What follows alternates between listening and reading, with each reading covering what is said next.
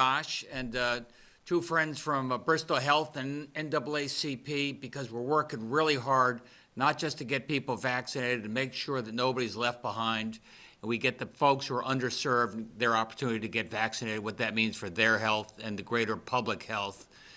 But I got a full slate here, so let me just give you a couple of thoughts. First of all, the daily summary. Look, we did a lot of testing. The positivity rate is low, relatively low, 3.55. Lowest it's been in, more or less for the last few months. Hospitalizations, relatively speaking, the lowest. It's as low as it's been in the last few months. Fatalities exceeded 7,000 now, another 44. But I think what it's important in terms of the positivity and the trend lines is our 7-day average is down. It's down to about 4.4%. We got a lot of work to do, but the trend is still, positive on that front. And we have good capacity in our hospitals. And that leads us to what we're trying to do in terms of vaccinations. This continues to show you that Connecticut continues to be a leader in getting people vaccinated. Now we got to make sure the right mix of people are vaccinated. 300,000 first doses, 364,000 in total. 35% of the folks 75 and above are vaccinated. Let me just take a short pause on that. I mean, given some of the good news you see in our trend lines, there's more urgency or some pressure, I think, to consider reopening. And we're going to give you some clear guidance on that early next week. As you maybe know, some of our neighbors, Rhode Island and Massachusetts, are lifting the curfew on their restaurants. We have a curfew that goes till 10 o'clock.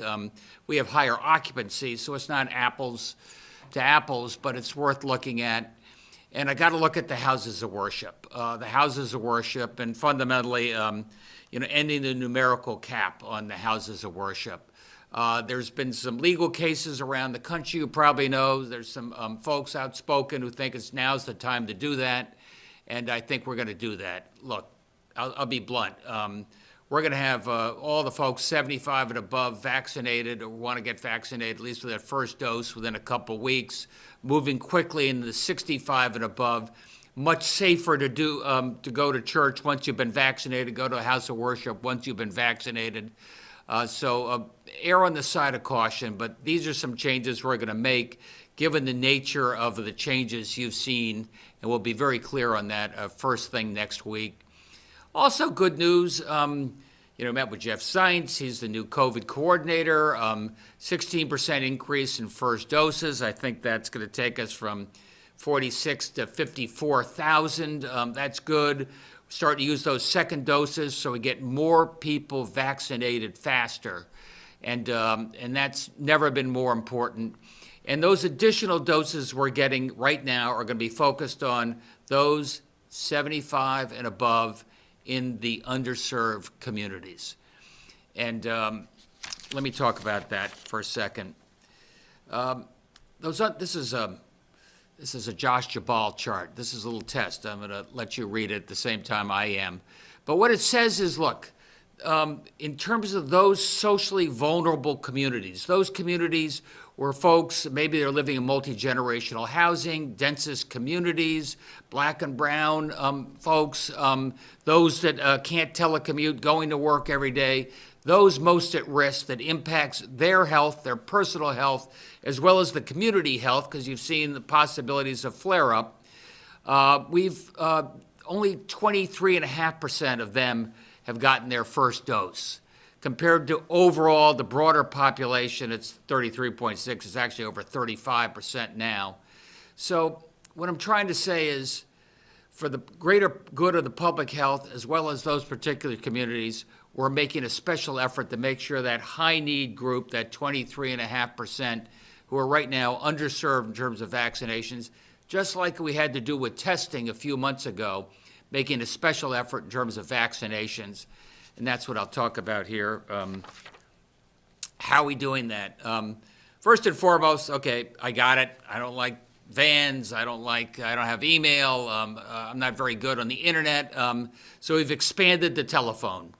877-918-2224. I say that with trepidation because everybody may call. But I understand how important that is, especially for those who are older, like myself, who sometimes I even find Amazon confusing sometimes. So we're making this as easy as we possibly can for you. We have 80 additional people who are taking the calls. Many of them were doing track and trace before, but as our infection numbers go down, a little less to track and trace, they're going to be answering your phones. Wait time's down to 3 minutes. I said, show me. So I called that number, 918-2224.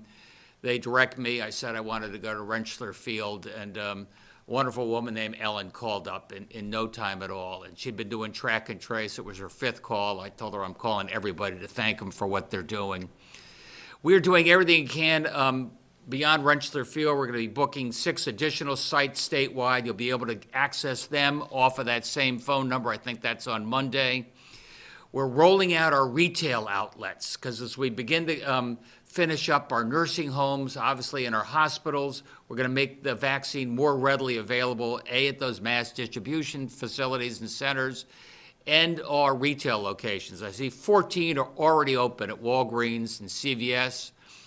We provided a lot of guidance to our senior centers, helping people with enrollment, calling out to people, letting those 75 and above know they are eligible. Can we help you make an appointment? Working with our community partners. And also focusing on the congregate facilities. I think we mentioned earlier this week, we're the first ones, I think, in the country are just about to do homeless shelters. Again, those folks who are underserved, most likely at risk to the community. Angel pointed out we're rolling out the Department of Corrections. I think that's starting first thing next week, starting with the corrections officers and the inmates over the age of 75. And we have, I think it's very many senior housing mobile clinics. So just like we did with testing a few months ago, bringing the vaccine to you and making it easier for you to get vaccinated and what that means. So this, I just love this quote, to tell you the truth. This is why this is here. We're reaching out to vulnerable seniors. You see what that means. But the Hill is a community in Greater New Haven that feels they've been left behind for some time. And as Alderman Ron Hurt said, the Hill has been the last in everything. But now we're finally the first because we brought the mobile testing van there and we brought the mobile vaccination there, and there are people getting vaccinated, making it easier for you to keep yourself safe and your community safe. What are the results of all these vaccinations? What does it mean? I think we've said before that one of the reasons we wanted to prioritize the nursing homes was they're the ones that, most likely to suffer severe complications and most likely to have to go into the hospital. And we're doing everything we can to preserve capacity in the hospitals.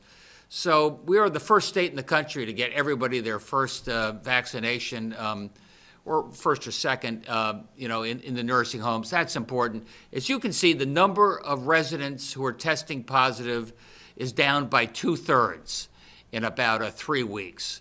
And that will continue to be reflected in terms of hospitalizations and, pray to God, reflected also in terms of fatalities.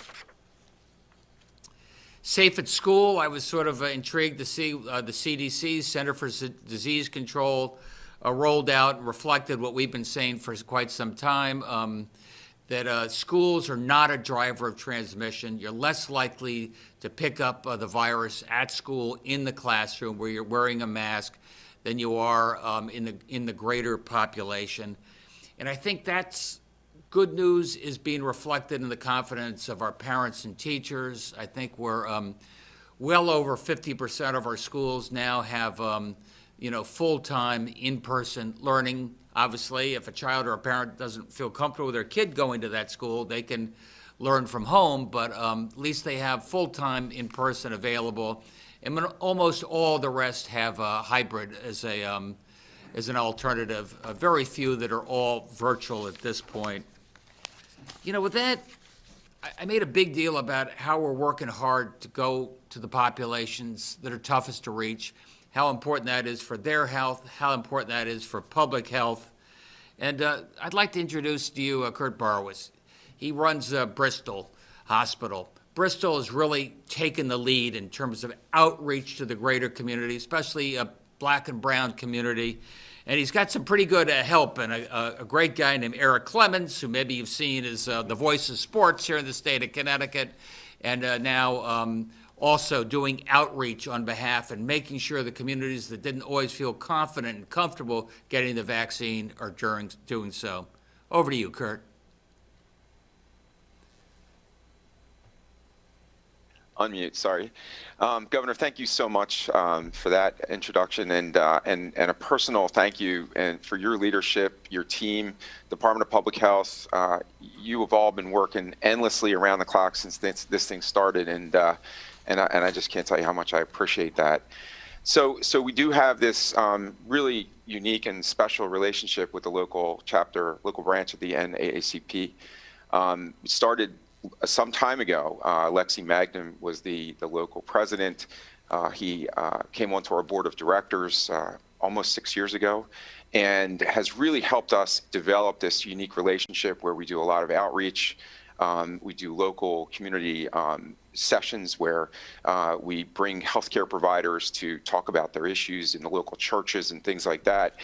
And just back in December, early December, Eric Clemens was announced as the new incoming president of the local branch. And so Lexi coordinated a meeting between Eric, myself, and him. And we started to talk through some of the issues with reaching this really vulnerable community and how we might do that. And what really shocked me was both Lexi, almost exactly at the same time as Eric, said, there's just so much fear. There's just so much concern about, is it safe? Is it okay? And how are we going to convince, the members of our organization that it's okay to do this? So we quickly started to talk about how we were going to do that. And we actually came up with the idea of doing a virtual town hall meeting with physicians and medical staff, which was very well attended. There was almost 100 people that attended that, and the questions they asked were incredible. And I'm going to turn this over to Eric to really take it from there. But again, thank you, Governor, and your team for just an incredible job leading this state through this pandemic. Eric. Thanks, Kurt. Over to you, Eric. Okay, Governor Kurt, can you guys see and hear me loud and clear? We sure can. All right, nice great. Backdrop. Well, you would mention that, Governor. Well, I'm actually in California visiting my daughter and my first grandbaby, and this is my daughter's little studio, so it's all glammed up in pink and stuff. It wouldn't be my first choice, but I have to take what I get when I'm visiting, right? Kurt talked about it, the partnership between Bristol Health and the NAACP. It ensures a trust between the community and organizations like Bristol Health and, of course, that community that they serve. Now, in terms of voting drives, we've collaborated on that just last fall. We had a voter registration event. More than 100 Bristol residents registered to vote in that record-breaking, in terms of turnout, election that we just completed this past November. Kurt mentioned how myself and my colleagues really heard all kinds of concerns, some of them based in rumor and misinformation, others based in some history about how African Americans have been treated in the past by the medical community. And many were concerned about the COVID vaccine. So we scheduled a forum with experts who presented evidence on the benefits of the vaccine and really helped answer a bunch of questions, a flood of questions that came in, general questions that I had never thought of, but really did a great job in, I think, allaying a lot of fears. More than 100 people attended that presentation, and many shared the link to that presentation. That link is right on the front of the Bristol Health website. Right now, you can find that link, and I recommend anybody check it out and look at it and get some answers to your own questions you may have. bristolhealth.org has that link, and again, every question you could pretty much think of was asked of those medical experts and answered to the best of their ability, and it certainly I passed along some of the information to my family, and it really did a world of good. Governor? Thank you very much. Any questions? NBC Connecticut. Good afternoon, Governor. First of all, now that all of the nursing homes have received vaccinations, I'm wondering if you think it's time to withdraw the legal immunity that you gave them at the beginning of the pandemic, which prevented anyone with a family member who died or was injured in a nursing home from suing. Yeah, Kristen, that's one of the things we have under consideration. Give me a little time on that, if you would. Okay, and we've also heard reports of at least one Connecticut superintendent telling parents that the Department of Public Health has informed school districts to be prepared for the possibility of full remote learning in March due to the potential of a more infectious variant of the virus becoming prevalent in Connecticut. Can you give parents and even employers listening at home a little more insight into what to possibly expect? Yes, there are several super infectious variants of COVID-19. The UK, which we've had probably 8, I think, total diagnoses here, out of, tens of thousands. There's just today, we found the South African variant in South Carolina, I think it was. Right now, I think our vaccines are going to be able to stay ahead of whatever risk there is there. Maybe it's 1% of our population is infected with there. It's growing. We don't know how fast it's growing. Scott Gottlieb warns me that in some parts of the country, it's not at 0.1%, it's at 5% or 6%.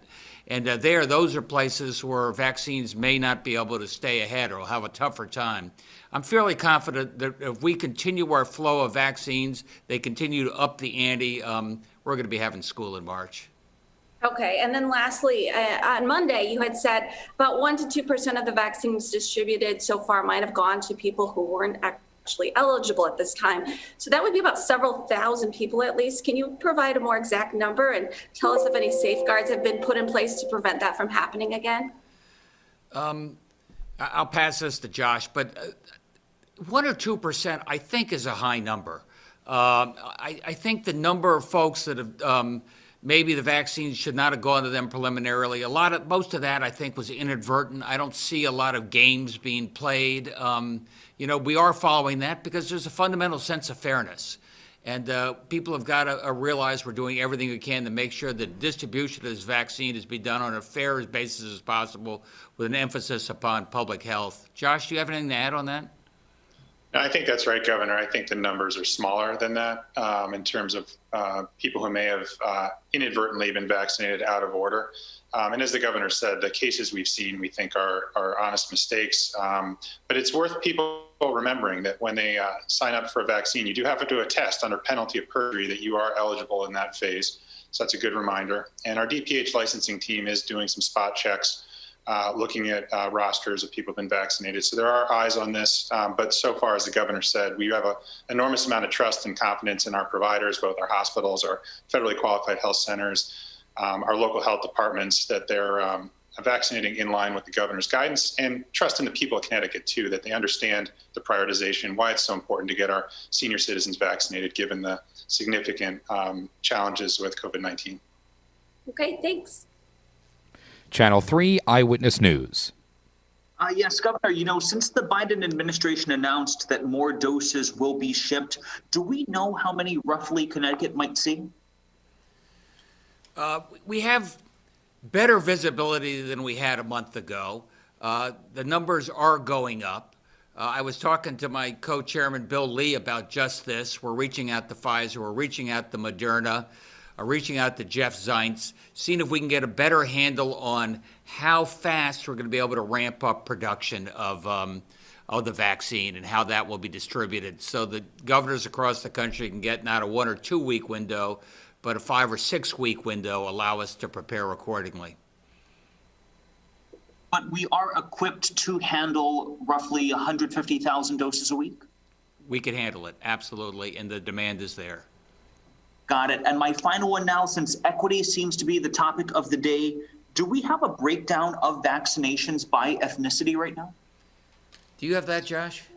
Yeah, so the team is working on that. It's challenging to pull the data together because multiple different systems are being used here. VAMS is the one that people know about a lot, but a number of our hospitals are using their own EHRs, and there's other systems. So the DPH team is working hard to try to get that data cleaned up to a point where we can share it. We certainly want to share it as quickly as we can. I think it'll be a very important lens into how we're doing as a state, as the governor said, reaching some of our most vulnerable populations. News 8.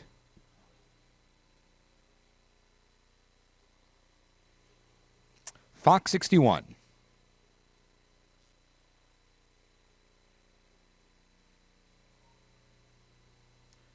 Fox 61.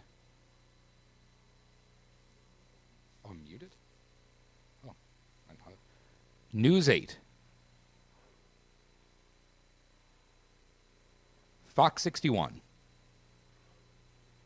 Hi, Governors. Nia Maldonado, Fox 61. You mentioned this 16% increase in first doses next week. A two-part question. Where is the increase coming from? Is that from the federal supply? And then second question, is that set to be the new norm, this jump from 46,000 doses a week to 54,000? Or is that just for next week? You're expecting that increase? It's primarily from the Moderna allocation. It is from the federal allocation, and I think it is the new norm. And then I know you were just asked specifically about ethnicities, but do you plan on releasing data on just the number of vaccines administered and distributed on a daily basis anytime soon? Are we going to get that, Josh? We're working on it. Yeah, again, the plumbing behind the scenes here is still a work in progress. And once we get it to a state where it's easier and more automated, we do aspire to publish it weekly or daily, rather. So yes, that is the direction we're headed. And then we saw how many doses have been administered so far in Connecticut, but could you share how many doses has Connecticut received since December? Sure. So when we started the week, we had received a total of just short of 500,000 doses, 495,000 doses as we began the week, and more shipments have been arriving as we've gone through the week. Those are doses that are intended for both first and second doses. So the split there is 354,000 first doses and 140,000 intended for second doses. And then lastly, I actually just got a question from a viewer who wants to know if the state plans on lifting the 10 p.m. to 5 a.m. closure on businesses before the Super Bowl. Let me get back to you on that on Monday. Thank you. News 12, Connecticut. Hi, Governor. This morning, your corrections commissioner told lawmakers that a pretty alarming number of his staff either don't want the vaccine or are unsure about it. More than half of them said that they might not get it. Does that concern you? And is there any situation where we might have to require them to get the vaccine to be around inmates? Not at this point, but we're getting the vaccine to people. Like you said, corrections officers, those over 75, it only works if you take the vaccine. And you know, we found the nurses at the nursing homes, there was a little hesitancy early on, unlike the residents. By the second time we came around, I think that number went up quite a bit. But what happens if enough prison guards and staff members just won't get the vaccine? I mean, how do you keep an outbreak from happening if they just won't get it? Let me see if I have a problem there before I have to answer that question. I think we're finding in our other situations where there was some hesitancy early on, people build up confidence, their friends get the vaccine, they see their friends getting the vaccine, they hear that it's effective, and I think you're going to find overwhelmingly the corrections officers will get vaccinated as well. All right, and just one more question. I want to follow up on the nursing home immunity question. You might have seen that State Senator Matt Lesser filed a bill to repeal the immunity. Any response to that? Yeah, let me take a look at it. It may be that time, but you had the previous question about these super spreader, highly infectious variants that are coming around. So obviously that adds to a risk profile. But I think it's probably time to take a look at that immunity provision. Have there been any discussions with lawmakers about that, whether they want to just take that up on their own, since you offered to let them deal with these orders one by one if they want? Hey, Paul, do you know about that? No, I know we've seen the tweets that's been sent out by Senator Lesser and other members of the legislature that's been monitored by our staff. But I think this is a perfect example, as the governor stated during this time of the emergency orders, that the legislature has the ability to take them up on a one-by-one basis and go through the usual legislative process. And we welcome them to do that. And when the conversations need to be had, we're ready to have it. But as the governor stated, he'll be reviewing that and every other order that's currently current when a new emergency order timeframe begins around 9 a.m. on Friday. And I'm sorry, just one very quick question too. You've instituted the cold weather emergency protocol. Can you just sort of talk about what that means in terms of shelters and vulnerable populations? I can start. We had to get that information out to people. It's going to be extraordinarily cold, unseasonably cold over the next 3, 4, 5 days. And I want to make sure that everybody is safe and get them so they know where they can go and be safe. Paul, anything else on that? Yeah, Governor, I'll also add that allows us to also provide support to municipalities to be able to open up cold weather shelters and make sure they're properly reimbursed for that effort. It also gets all of our agencies and the appropriate people within our agencies to be prepared to respond to any requests coming through our web EOC system. So as the governor stated, we like to put that out in due time, much earlier than the cold weather hits the state, so everyone is prepared and ready. WTIC 1080 News. Governor, you've been a proponent of open schools, not a driver of transmission, as you said, and yet in March it sounds like there's a lot of caution. Could you go a little deeper on that? You know, why should people believe that it's not that schools are not transmitting the virus, and yet you're really concerned about things going downhill if schools open further? No, it has nothing to do with the schools opening further. I think you're finding in Europe as well as the United States, schools being open is not where the risk is. I think the question about March, correct me if I'm wrong, were people thinking about, oh my God, what happens if this highly infectious strain takes off in Connecticut like it did in Britain going back a couple of months? What are the fallback positions we have to consider? Right now, I'd like to think the vaccines will be just ahead of that risk, but time will tell. And are residents at state mental health facilities going to get vaccinated soon? Are they part of one of the next groups? Yeah, they are part of congregate settings. They are part of this group now. They will be phased in over the next month or so. The Associated Press. Thanks, Max. Good afternoon, everyone. Governor, I asked on Monday regarding what percentage of nursing home and assisted living workers have gotten their first shots and what percentage have gotten their second. I didn't hear back from anyone. You say that the numbers are increasing. Just wondering what percentage of the workforce has been vaccinated. Josh, any Yeah, insights? sorry, that's my fault. I didn't get back to you. We will do that. We think that there's some better federal data that's coming available soon, so I'll follow up with the team and circle back with you. I'm sorry about not getting back to you on that. Okay, thank you.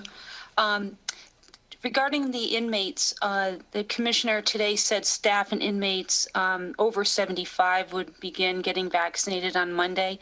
Any idea when the rest of the population would be vaccinated? Josh? That's still in the planning phase, and so we're working with the team at DOH, Department of Corrections, DPH, on the logistics around that. So more to come there, but given the population that is 75 and above is relatively small, we were able to, Commissioner Quiros has been able to pull some strings and move people around and get those folks done on Monday. So more to come on the rest of the incarcerated people as we go, as well as I think there was a question earlier about inpatients at CVH in Whiting. Same thing, Commissioner Delphin Rittman and her team are working on the logistics, setting up the clinics. There's a lot of logistics that go into this, as you can imagine. And as the governor said before, these will roll out over the course of Phase 1B in parallel. Okay, great. And one last thing, you may have seen today that the Attorney General in New York said that thousands of nursing home residents' deaths may have been undercounted. In New York, they only counted people who died on nursing home property and not in the hospital. I'm just wondering, at this point in the pandemic, how accurate are our death counts in Connecticut? I think in Connecticut, we're very accurate. Early on, if it was COVID related, we said it was a COVID death. And every state was sort of analyzing that in their own way. Let's put it that way, Sue. But I think you're going to find, you can look at those excess fatality numbers compared to a normal year with this year, and you see that Connecticut is pretty close because we have tried to be brutally accurate. Okay, thank you very much. I appreciate it. The Day of New London. Hi, Governor. I was wondering you had mentioned the 6 sites in addition to Rensselaer Field. Do you have what those 6 sites are that one can schedule through the phone? Go ahead, Josh. As of Monday, we'll be scheduling at Bristol Hospital. So thank you to our colleagues on the line here. They've opened up some slots. We'll also have sites in Danbury, Kent, Middletown, Stamford, and then more coming online as well that we should be able to announce next week in other parts of the state. And as the governor said as well, in addition, pharmacies coming online now, which have been kind of targeted to some of the corners of the state, particularly the northeast and northwest corners of the state where we don't have as good coverage with other providers right now. So as the governor said, we're really working very strategically to make sure we've got great coverage statewide. And in terms of the second doses for people over 75, we've been hearing some stories of people who went, people over 75 who got their first dose, went home, had to schedule their second dose through VAMS and couldn't get an appointment until, maybe 2 months later. So is anything being done to address that? And what are you hearing from different sites? Are some sites automatically scheduling people for 2 or 3 weeks later, or others are, leaving people to kind of their own devices for that? Yeah, no, we are aware there's been a little bit of miscommunication on this topic with a handful of providers. What we are encouraging all of our providers, and most are in fact doing this, is that after people get their first shot, they get that 15-minute observation period, that we want people to get scheduled for their second shot while they're on site that day so that it's locked in. And most of our providers are actually doing that. We're aware of a small number who have fallen behind on second doses, and our DPH team is working with them on strategies about how to get caught up. And then you'd mentioned the mobile vaccine clinics earlier for seniors, people in senior housing. Who is running the mobile testing? What providers are running testing sites or running mobile testing sites at senior housing? And then also for people who, aren't in senior housing but maybe are homebound, kind of what can they do to get vaccinated? Yeah, so we have dozens of providers across the state who are doing mobile vaccination clinics. The governor highlighted one earlier that the city of New Haven, the New Haven Department of Public Health was doing in the Hill. Hartford Healthcare has been very active. Many of the other providers around the state are conducting mobile clinics now, going straight into senior housing. And also, I think it's worth pointing out, a lot of municipalities are getting very active on doing outbound calling to the seniors in their communities to help them sign up and to make sure they're aware of what opportunities are available and holding local clinics as well. So it's a very wide-ranging net of providers who are taking a very active role in this outreach. And then lastly, for people who don't have access to who don't have a car or other access to transportation, what would you recommend for people who don't have transportation but want to get vaccinated or want to go somewhere? Yeah, so we are, our team at Department of Public Health, working with our team at Department of Social Services, is working on transportation strategies. I know a number of our municipal partners are also taking the initiative to look at providing transportation for people who don't have it, or if there's not, if they're living alone, or they're not in a congregate facility where the vaccines may be brought to them. So there's a lot of grassroots work going on there. I've heard of churches who are adopting quote unquote, members of their community and helping ensure that they're getting enrolled and that they are aware of what's available, giving them rides. So it's a tremendous community effort across the state that's going on right now. Thank you.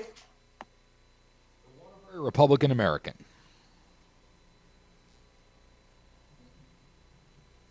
Thanks, Max. I just want maybe a quick follow-up with Josh. You said small numbers of providers are having difficulty keeping up with the second dose appointments. Are there any particular geographic areas? I know you mentioned something earlier about the pharmacies in Northeast and Northwest Connecticut. Are these providers spread out across the state? Or are they concentrated in particular areas where there might not be as many health care providers as there are in, say, some cities? They're spread out, Paul. Okay. And also following up on the Department of Correction, as an employer, can the state mandate its workers get vaccinated? Whether they're a corrections officer or a DOT maintainer? Paul, do you have insights there? So employers have the option to legally to require vaccination. It's not something that we plan as a state. As the governor mentioned before, we're very optimistic we'll get good uptake amongst our employees as they become eligible. Okay. And what's the role of the mobile clinics going to be in reaching the vulnerable communities, and how is the social vulnerability index going to assist in planning vaccinations for those populations? So it's really sorry.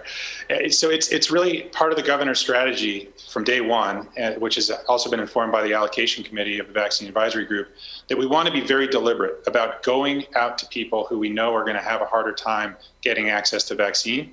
And so the mobile units are about going into those communities, going into those senior housing complexes. I'd encourage people to look at that article the governor referenced in the New Haven Independent. It's a great kind of case study of how the city of New Haven is doing this really well. And that's really what it's all about. So it's just making it as easy as possible for people to get access and removing barriers. The Social Vulnerability Index is a CDC measure that our Department of Public Health is using to really analyze all the way down to the census tract level that we'll be tracking going forward of vaccination rates amongst the population as we go, so that if we see certain tracts falling behind, we can direct additional mobile clinics and other interventions into those communities. And I know, Josh, you've been asked in the past about, compiling reports and statistics on contract tracing. I'm just wondering sort of where do things stand there? Are there any evaluations of the effectiveness of contract tracing, assessments on productivity, timeliness, compliance of cases? Yes. So great opportunity to give a shout out to our contact tracing team, who has done an absolutely unbelievable job. I think when the history is written of this pandemic, Connecticut will have had one of the best contact tracing programs out there. We're at a point now where we're reaching out to cases within 24 hours, 98% of the time. And the team's got it down to such a science that, as the governor mentioned, we've been able to actually redeploy contact tracers to help answer the phone and schedule people for vaccines. And we do think that's having a real impact. The speed with which they're getting back to people, the additional supports we're able to provide to people who need assistance, isolating or quarantining. And we are working with our partners at the Yale School of Public Health to analyze more of the contact tracing data too, to see if there's other trends, in addition to the outbreak investigations that we do report on publicly of larger clusters of cases that has been written about in the press before. Okay, but say, for example, something came up in a workplace, there's someone who is tested positive, but not everybody in that workplace is going to get contacted, right? I mean, it's only people that would be within the CDC guidelines of potential exposure, correct? Correct. Okay. And then just one final question for me. Governor, the House Minority Leader, Vin Candeloro, just kind of put out a statement in response to your comments earlier about lifting the restriction on houses of worship. I guess basically he's saying that it was their idea. They publicized it a couple days ago, excuse me, and now you're announcing it. We saw the same maneuver in December when the governor dismissed House Republicans' suggestion to fund an aid program for our state's hospitality industry, only to announce his own program days later after rejecting our proposal. I don't, anything to... Not much. I have an open door, and I take good ideas from folks, and I appreciate the good ideas. Have you been hearing from the religious community? Have you been hearing from the clergy about this? Oh, yeah. No, there's no question about it. We've been hearing from a lot of houses of worship for quite a while. As you know, there have been lawsuits around the country. It's not a surprisingly new idea saying, why do you have these restrictions? We had it because houses of worship attract a particularly vulnerable population, folks who are older. And so, personally speaking, from a point of view of public health, another few weeks, we'd have a lot more people vaccinated, it'd be a lot safer. That said, let's lift that numerical cap. Let's do it now. But if you haven't been vaccinated, probably it's better to stay home for a little bit longer if you're of a certain age. Okay, thank you very much. Thanks, Paul. The Connecticut Mirror. Thanks, Max. Couple of questions. Have any congregate settings already been vaccinated? I know there was a pretty big outbreak at Southbury Training School, for example. Have there been vaccinations there, or have any been vaccinated, or is DOC going to be the first one? I believe we've done a homeless shelter as of a couple of days ago. I think that was one of the first congregate settings anybody has done. The schedule from there, does anybody know? Yeah, I mean, there's been dozens going on around the state. Again, we had the New Haven example earlier, many more. And basically the way this is working, Dave, is that congregate settings facilities are working with a number of different options, where if they have an existing healthcare partner that they work with, they're in touch with them to schedule. If they need additional help, our team at the Department of Public Health is helping to match them up with a partner who can come in and help provide vaccinations. And then for our state facilities, as I mentioned, we're working with them as well on the logistics of getting those set up and scheduled. And if I could, I'm kind of like the governor. I need to look at these charts a few more times, but the 23.5% that he mentioned on the chart that you had put together, can you explain exactly what that says, or what that chart is telling people? I tried my best. You tried, Josh. Okay. Yeah. So again, the Social Vulnerability Index is a CDC measure of communities that are most likely to need assistance in a public health emergency because of factors related to, size, number of people living in the homes, income levels, other factors that are predictive of being vulnerable to disasters or to public health emergencies. And so, we're looking at the communities in the state that rate high on that measure in terms of being highly vulnerable.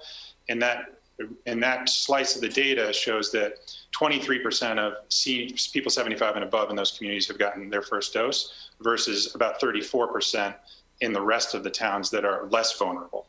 And so, as mentioned before, we're still working to get the data together on, race and ethnicity, but I don't think we need that data to know that we're going to need to do very focused work to reach out to these communities and make sure that they have ready access to vaccine. This has been written about nationally. I think every state is going to see this, and this is why the governor has been very focused on this from day one, that we're very deliberate about reaching out to these communities, and we're measuring our progress about making sure we're getting vaccine out to them. And the 5 sites that you mentioned that are going to be mass vaccination sites, are they going to be, if people call the 211 line or this new line, are they going to be directed to some of them, or are people still just being directed to the rent? So just to be clear, those are existing sites that are going to essentially be allocating a portion of their appointments to the 211 line for scheduling. So people theoretically may call and get, if you're from Fairfield County, you won't be told to drive to East Hartford. You may be able to go to Stanford, or I forget where the other ones were that you mentioned. Yeah, and again, there's multiple front doors here. So there's that phone line. You can go on the state's website right at the top now, the CT.gov/COVID vaccine, type in your zip code.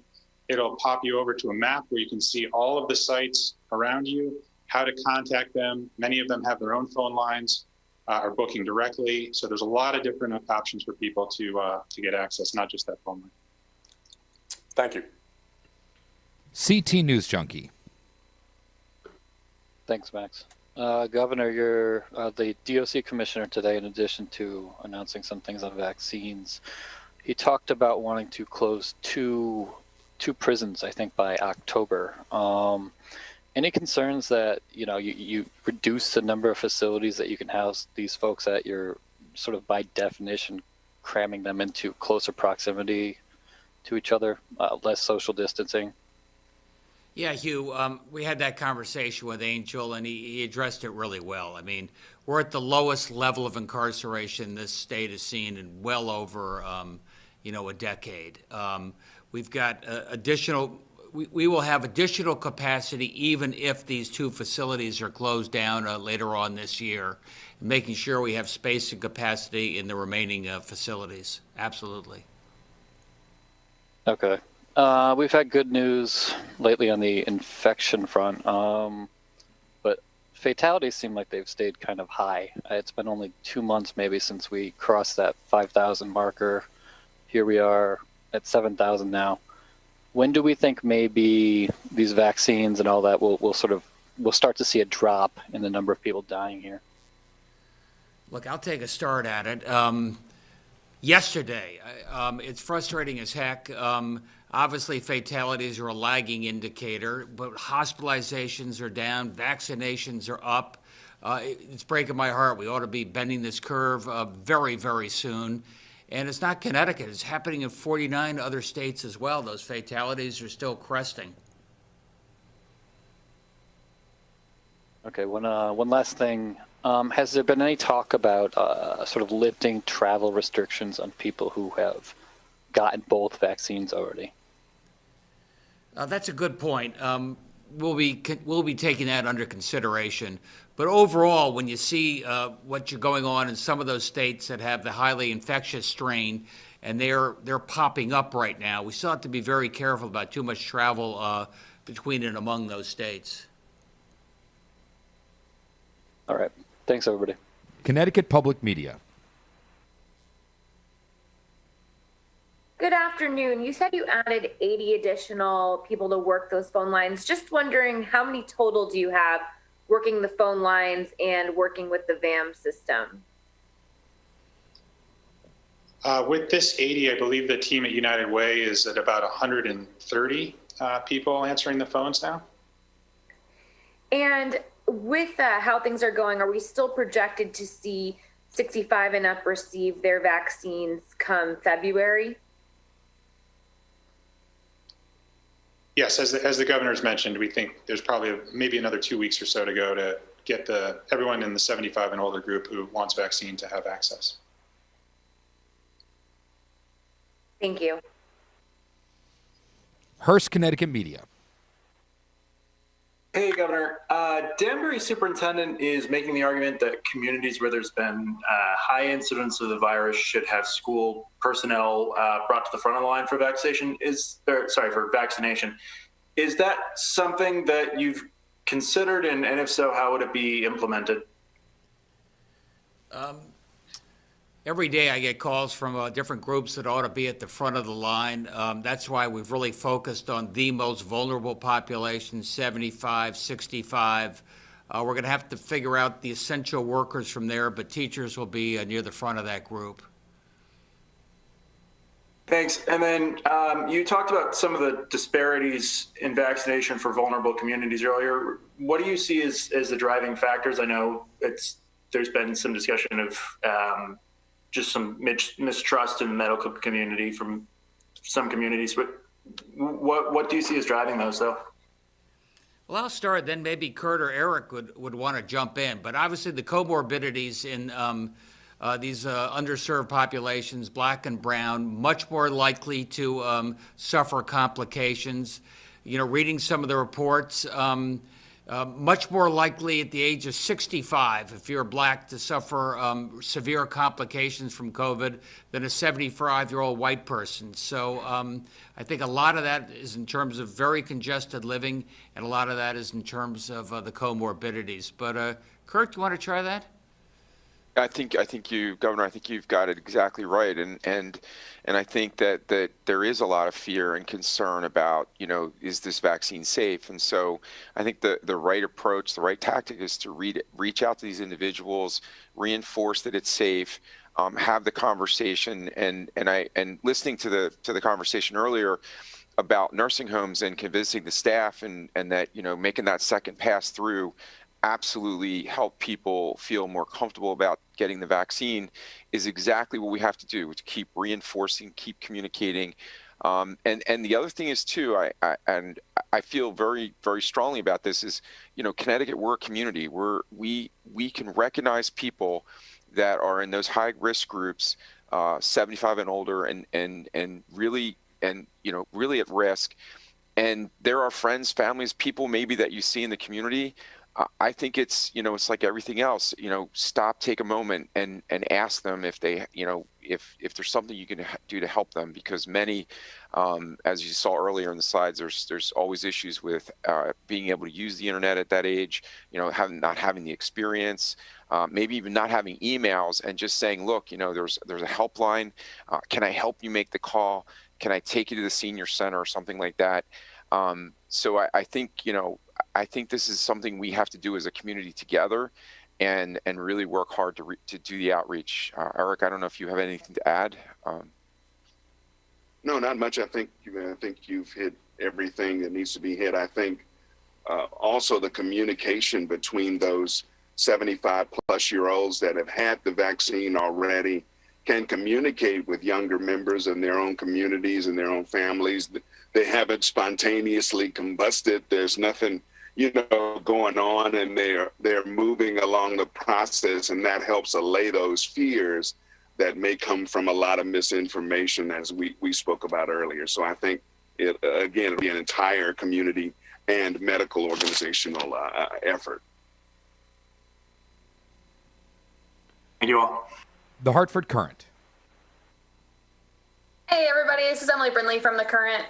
First question, I just wanted to follow up really quickly on Allie's question about the 65 to 74-year-olds. Josh, did you say that 75-plus-year-olds will be done in 2 weeks, or 65 to 74 will start in 2 weeks? Because my understanding is there's a little bit of an overlap between those two groups. That's correct. It's not binary. You flip the switch one day. You know, what we're doing is we're talking to Kurt and his peers around the state. We're monitoring the reservations and the appointments, and as soon as we start to see any slack and the demand start to taper off, then we'll start to phase in the 65 and above. So, you know, it's going to depend on the uptake. It's going to depend on, can we get any more vaccines from the federal government? So it's not an exact science. Okay, thank you. I appreciate that. And then I also would like to ask about the kind of ordering of congregate settings. So I understand that congregate settings are being done on a parallel timeline to the rest of the vaccinations. But what is the criteria for when a congregate setting will, I guess, come up in line for vaccinations? Because we've heard of some congregate settings, obviously like the homeless shelter that has been mentioned, that have already been vaccinated, and then other places that haven't. So how is priority determined there? It's really a function of them getting organized, right? Getting ready, getting the logistics in place, getting coordinated with the partner that they're going to work with to do the vaccinations. So that's why it's going to take some time to play out, just because there's work to do. There's some complexities there. So if I'm understanding you right, then you're saying that the state isn't prioritizing particular types of congregate settings. You're just waiting until they're ready? There is some prioritization that DPH has put out in large categories, but not individual sites. And we can get you some additional details on that. Yeah, if you could provide those details, that would be fantastic. Sure. All right. Thank you, everybody. All right. Thanks, Emily. And thank you, everybody. Kurt, I really appreciate everything you're doing at Bristol Health and bringing the vaccine to people and getting it done. And Hey, Eric Clemmings, I see you there on the Zoom screen. I'm going to put you on the spot. We're a little bit bipolar, as you've sort of heard from the questions. We've got an awful lot of people, probably the vast majority, who are desperate to be at the front of the line and get vaccinated first, and for them it's life-giving and such a bit of relief in this great stress that we have. But you also know there's certain populations, we heard it in terms of the nurses at the nursing homes, we heard it in terms of corrections officers, some of the populations that you're dealing with who are hesitant about this. You've got the concluding word. What would you say to people? Give them the inspiration to do the right thing. You know, in my lifetime and in people, I mean, when I was a child, mumps, measles, polio, whooping cough, all those things were very common. And vaccinations helped almost eliminate occurrences of those particular diseases that I saw a lot of when I was a child.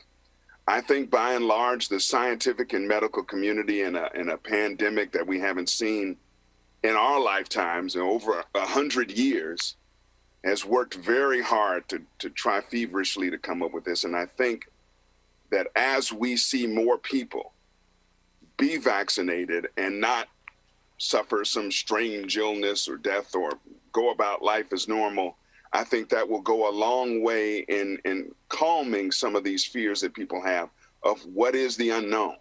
And there have been a lot of people vaccinated so far, and now hopefully they'll spread the knowledge. Yes, I've been vaccinated, and yes, I'm still here, and yes, I feel a lot better. And I think we'll see a lot of that fear go away, like we talked about earlier with the nursing homes and everything. And I know personally the outgoing president of the NAACP here in Bristol was vaccinated and cut my hair just a few weeks ago, and he looks fine.